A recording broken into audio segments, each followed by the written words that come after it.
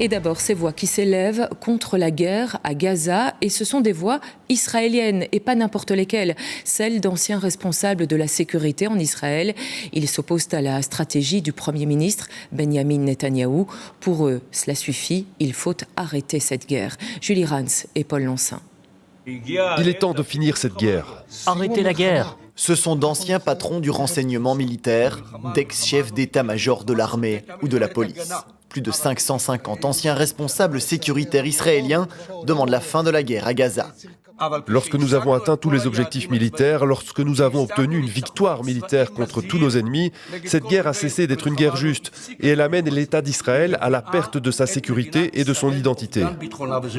Dans cette vidéo publiée sur les réseaux sociaux, mais surtout dans un courrier envoyé à Donald Trump, il demande au président américain de faire pression sur le Premier ministre israélien Benjamin Netanyahou pour stopper les hostilités et ramener la vingtaine d'otages encore vivants.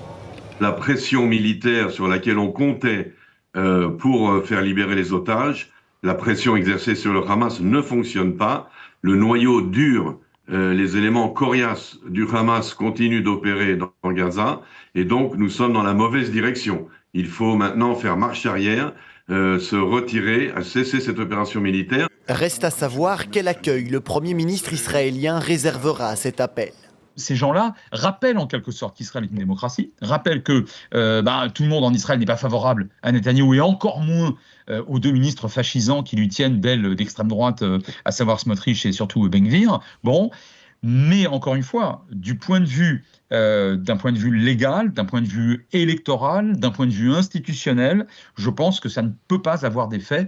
Sans répondre directement à ce courrier, Benjamin Netanyahou a appelé aujourd'hui à l'unité. Il a indiqué qu'il donnerait cette semaine de nouvelles instructions à son armée. En attendant, les combats continuent à Gaza. Selon les autorités locales contrôlées par le Hamas, au moins 40 Palestiniens sont morts aujourd'hui dans de nouvelles frappes israéliennes.